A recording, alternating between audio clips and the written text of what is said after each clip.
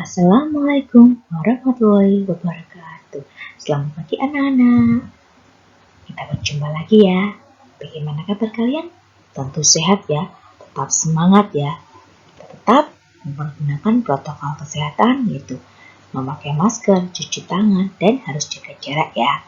Pada pagi hari ini kita akan belajar tentang tema 3, peduli terhadap makhluk hidup. Subtema 2, keberagaman makhluk hidup di lingkunganku, pembelajaran 5. Sudah siap? Tetap semangat ya. Nah, mari kita belajar lebih lanjut.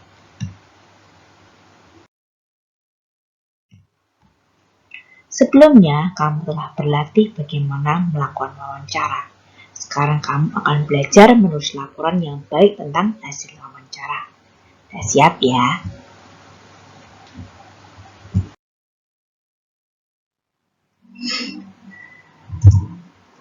Ciri pertanyaan yang baik dalam wawancara adalah sebagai berikut. 1. Sesuai dengan topik.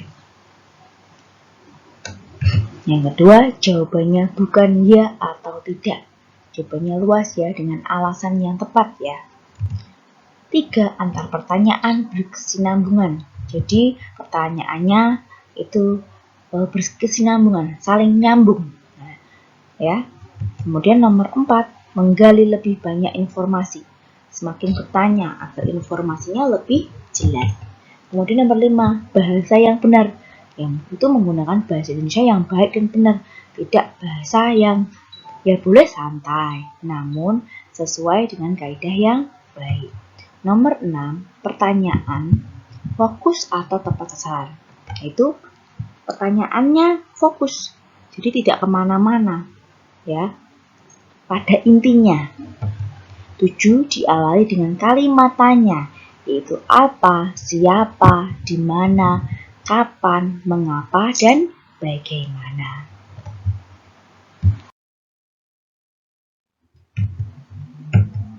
Agar hasil wawancara maksimal, maka pewawancara perlu memperhatikan hal-hal penting berikut, baik sebelum melakukan wawancara, ketika melakukan wawancara, maupun setelah melakukan wawancara. Ayo kita lihat hal-hal apa saja yang perlu diperhatikan.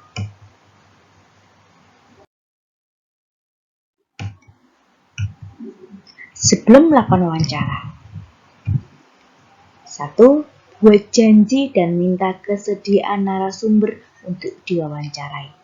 Berarti membuat janji dulu, misalnya datang ke rumahnya, atau WA, atau telepon, ditanya dulu narasumber tersebut mau atau tidak dimintai keterangan atau informasi ya. Kalau bersedia ya dilanjutkan, namun kalau tidak bersedia cari narasumber yang lain. Kemudian yang kedua yaitu tunjukkan kesan yang baik. Misalnya datang tepat waktu. Nah, kamu jangan terlambat ya. Datang harus tepat waktu. Kemudian yang ketiga, berpakaian yang sopan. Yang keempat yaitu berbicara dan bersikap sopan. Jadi tidak seenaknya sendiri ya, tidak tertawa-tawa sendiri atau terlalu kurang formal. Ya boleh tidak formal, namun lebih sopan, berbicara yang halus ya. Kemudian nomor 5, menyiapkan daftar pertanyaan dengan pokok permasalahan. Jadi sebelum kamu membuat janji dengan pewawancara dengan narasumber tersebut, kamu membuat daftar pertanyaan dulu. Nah, apa saja yang perlu kamu tanyakan? Nah, kalau sudah siap, berarti membuat janji tersebut ya. Kemudian nomor 6, pertanyaan yang baik mengandung unsur adik simba, yaitu apa, di mana, kapan, siapa, mengapa, dan bagaimana. Yang ketujuh yaitu berlatih agar tidak selalu membaca pertanyaan yang telah disusun. Jadi kamu ketika sudah membuat pertanyaan, itu kamu hafalkan dulu. Kira-kira hal-hal apa yang ingin kamu tanyakan, sehingga kamu tidak perlu selalu melihat catatanmu. Bisa ya? Nanti dicoba ya untuk latihan melakukan wawancara.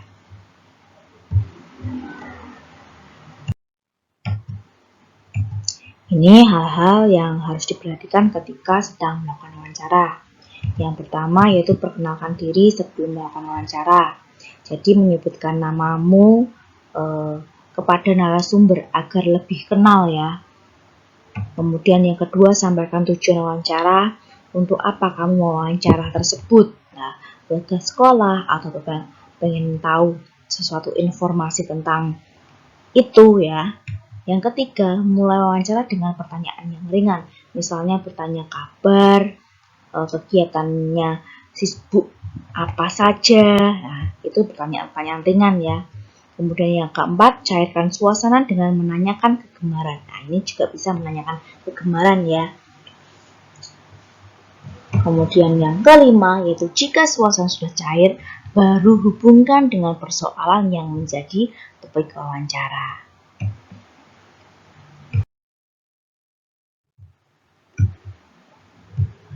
Yang 6, sebutkan nama narasumber secara lengkap.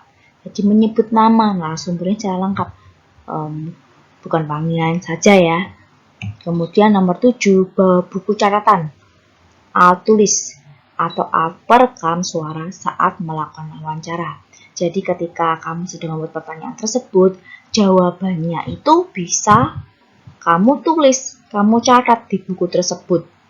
Jadi kamu kalau hanya ingat saja, nanti sampai rumah lupa. Nah, kalau dicatat kamu bisa ingat.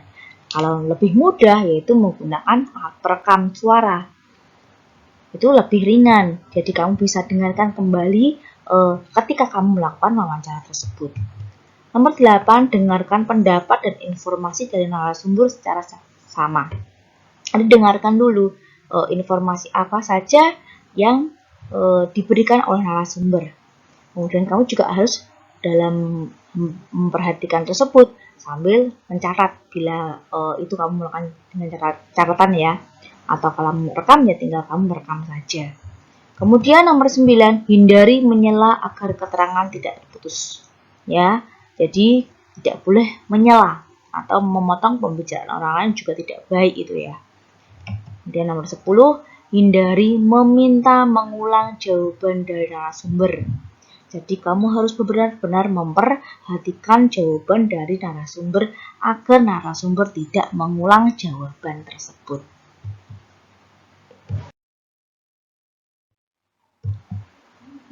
Sebelas, yaitu hindari pertanyaan yang berbelit-belit.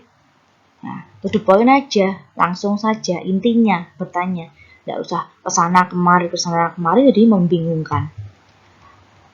12, hormati petunjuk narasumber. Nah, jadi petunjuk narasumber apa saja, kamu harus memperhatikan dan hormati petunjuknya. Kemudian nomor 13, hindari pertanyaan yang menyinggung dan menyudutkan narasumber. Yang 14, yaitu mampu mengambil kesimpulan dan tidak semua jawaban dicatat. Berarti jawaban dari narasumber diambil intinya saja dan disimpulkan dari jawaban narasumber tersebut.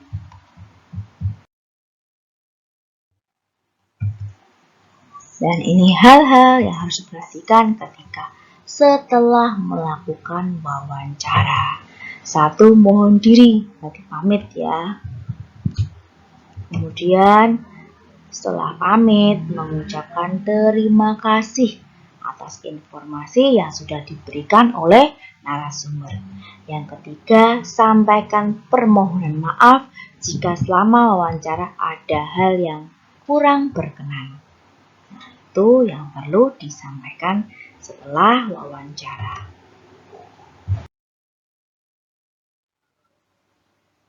Nah, tadi sudah menyimak cara membuat pertanyaan untuk wawancara, kemudian bagaimana kita yang harus lakukan sebelum wawancara, ketika wawancara, dan setelah wawancara. Kamu akan belajar tentang cara menulis laporan berdasarkan hasil wawancara.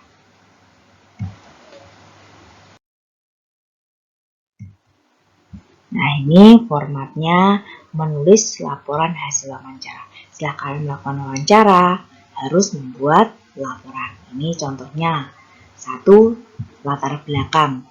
Menuliskan alasan melakukan wawancara.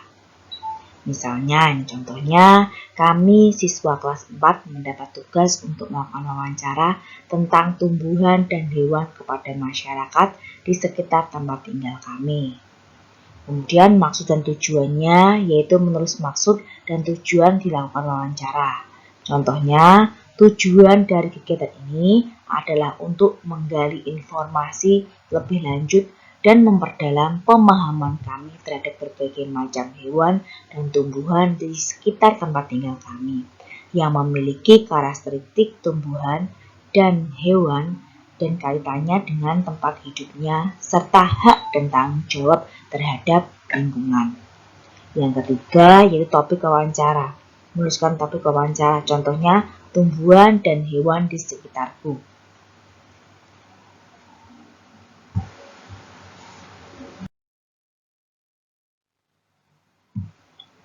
Nomor 4 yaitu waktu dan tempat kegiatan. Menuliskan waktu dan tempat wawancara. Contoh, wawancara ini dilaksanakan pada hari atau tanggal Sabtu 19 November 2016, waktu pukul 8 sampai 9, tempat Kampung Mekarjaya.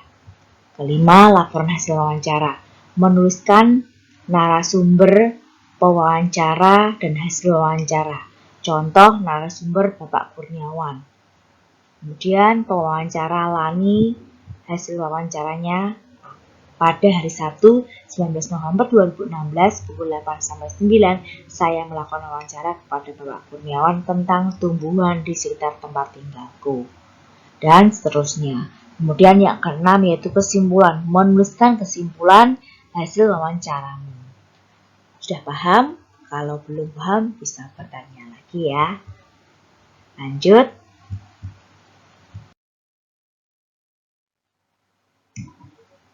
Melestarikan hewan langka yang terancam punah merupakan kewajiban bersama. Ayo kita diskusikan.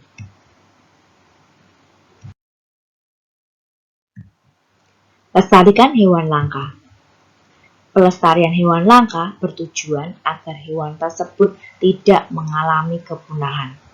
Kelestarian hewan sangat bermanfaat untuk kelangsungan hidup manusia. Sebagai warga negara, kita mempunyai kewajiban dan tanggung jawab untuk melindungi dan melestarikan hewan-hewan langka tersebut. Beberapa upaya yang bisa dilakukan untuk menjaga hewan langka antara lain: 1. Melakukan penangkaran hewan langka. Yang kedua, mendirikan tempat-tempat perlindungan hewan langka, misalnya Suaka Marga Satwa, Cagar Alam, kebun binatang, dan taman nasional.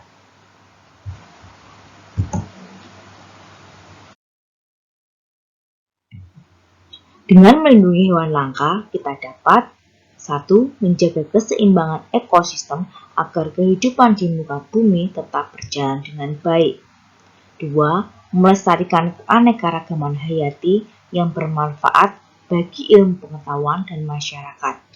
3. Memenuhi kebutuhan masyarakat, misalnya untuk bahan pangan dan obat-obatan.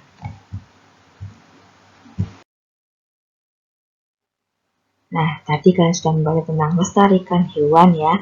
Jadi kita jawab pertanyaan-pertanyaan berikut. Mengapa kita perlu melestarikan hewan langka? Mengapa? Alasannya apa? Ya, kita perlu melestarikan karena hewan langka jumlahnya sudah sedikit sehingga perlu dilestarikan. Jika tidak, hewan tersebut dapat punah. Kalau punah, ya sudah kita tidak bisa melihatnya lagi. Seperti elang Jawa. Elang Jawa juga dulu banyak, namun karena sering diburu maka elang Jawa juga punah. Berikutnya,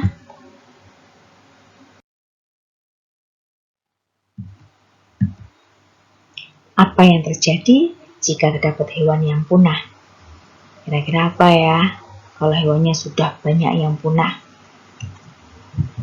Apabila terdapat hewan punah, maka akan mempengaruhi kelangsungan hidup makhluk hidup lainnya, sehingga menyebabkan ketidakseimbangan di dalam ekosistem tersebut.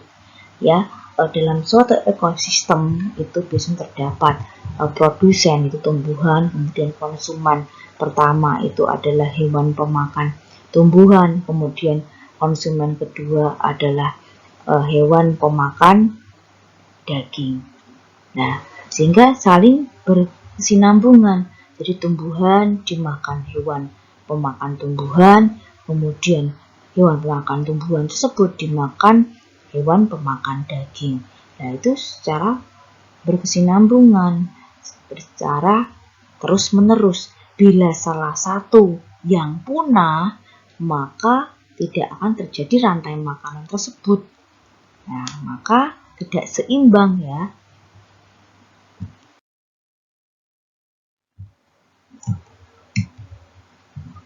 Apa yang bisa kita lakukan sebagai warga negara untuk melestarikan hewan langka?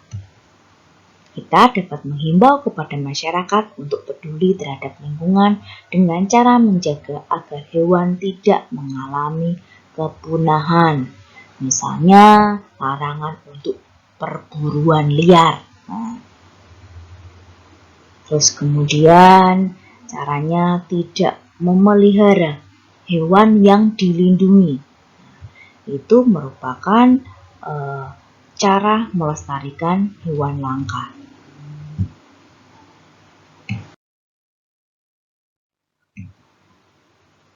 Tuliskan himbauan kepada masyarakat agar melestarikan hewan langka. Manfaat melestarikan hewan langka berarti melaksanakan kewajiban kita terhadap makhluk lainnya. Maka marilah kita mulai saat ini peduli dengan pelestarian hewan-hewan yang ada di sekitar kita. Jadi himbauannya itu mengajak masyarakat untuk peduli terhadap kelestarian hewan-hewan yang ada di sekitar kita.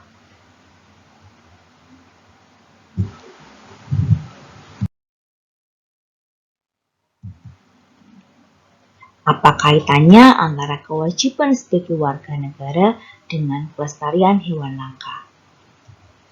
Sebagai warga negara yang baik, kita wajib ikut dalam menjaga alam sekitar. Contohnya ialah hewan yang punah. Kita harus berusaha untuk mencegah kepunahan supaya alam kita masih terjaga dan menjaga keanekaragaman flora dan fauna. Ya, flora itu adalah tumbuhan dan fauna itu adalah hewan.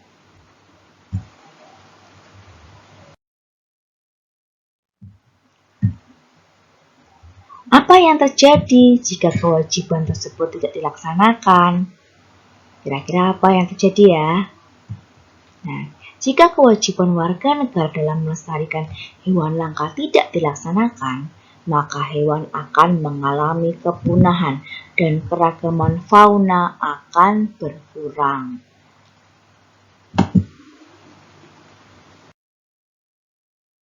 Nah, tadi anak-anak sudah belajar tentang cara membuat pertanyaan wawancara, kemudian etika ketika sebelum melakukan wawancara, ketika melakukan wawancara dan setelah wawancara, dan cara menuliskan laporan wawancara.